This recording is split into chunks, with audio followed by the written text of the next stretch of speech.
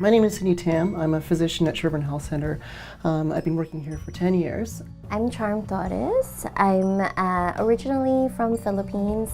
I'm currently practicing nursing in Toronto. I work as a registered nurse at the LGBT primary care team at Sherburne Health Center. I am queer and racialized, yeah. My name is Raheem Thawer. I work at Sherburne Health Center. I'm a registered social worker and work as a counselor here on the newcomer health team. I've also worked at other places in the community, including a children's mental health agency, and I've had a few jobs in the HIV sector. I identify as gay and queer.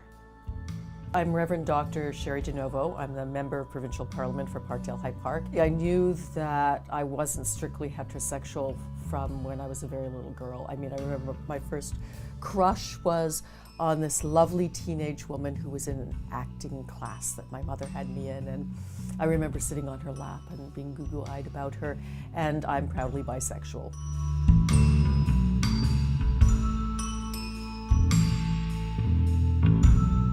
I think a lot of bisexual folks experience a lot of erasure in terms of acknowledging their identity and what that means for them. I think the unique needs and experiences of bisexual people and trans people have really been erased. There is a lot of discrepancy in terms of what providers think they know about bisexuality.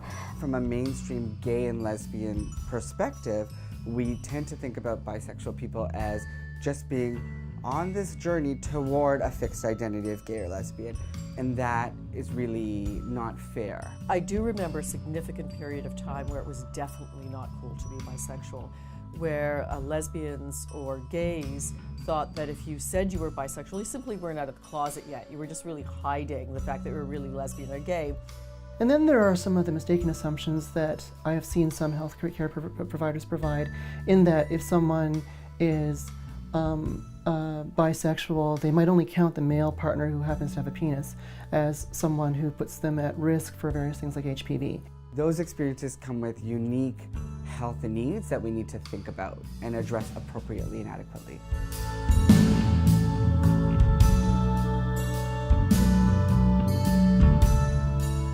You know, always being mindful of my own speech, my own patterns. You know, understanding, having a mindful work attitude is useful for sure. It's not foolproof. No one's perfect. When I think about mental health, I'm thinking about these experiences and processes of social exclusion and how they relate to kind of the things we break mental health down into, which is stress, anxiety, social isolation, sadness, loneliness. And those are kind of the things we break these larger things down into to then work with. So that's what I'm listening for. How do the experiences of moving in the world as a bisexual person impact these various areas of mental health? When you learn not to make assumptions about people, suddenly it becomes a lot easier to be inclusive, including bisexual people. I have frank conversations, and I do preface my questions by asking. I will ask some more detailed questions depending on what we're looking for, and I find that usually helps manage any kind of awkwardness that could happen. And above all, asking the patient, asking the client, you know, what they need from you, asking if you're asking the right questions, asking if you feel that if they feel that you're using the right language. That's always important.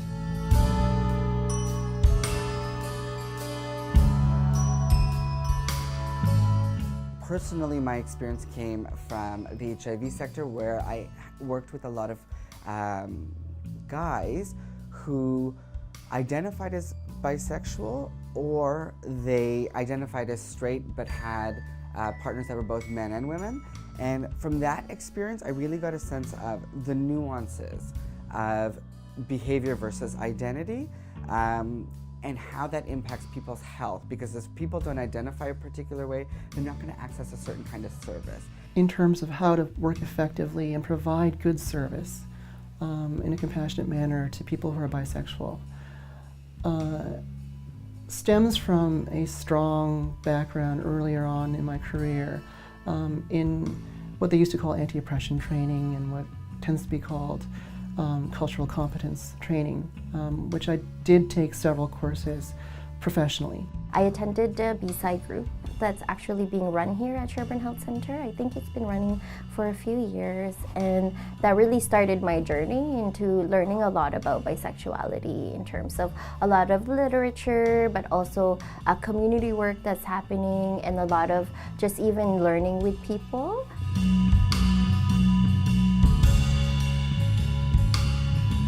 To other mental health service providers, if they want to increase their capacity around working with clients who are bisexual, to really recognize what piece they want to work on with their clients. The internet has a lot of resources that you could offer around community building. I know there are a lot of resources online that people share, so definitely access those resources. As a bisexual person and a policy person, I think that what's really important for healthcare providers is to know who they're talking to when someone comes to see them.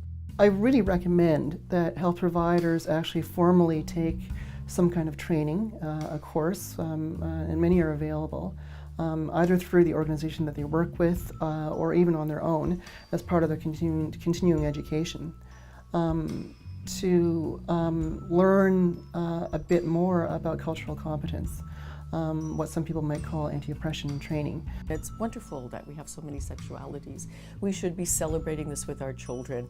And I feel that too often still the case is that they go to speak or they come out to a healthcare professional and immediately they're pigeonholed when they're exploring. And when they may not be one thing or the other, they may be many things. I think we're all many things.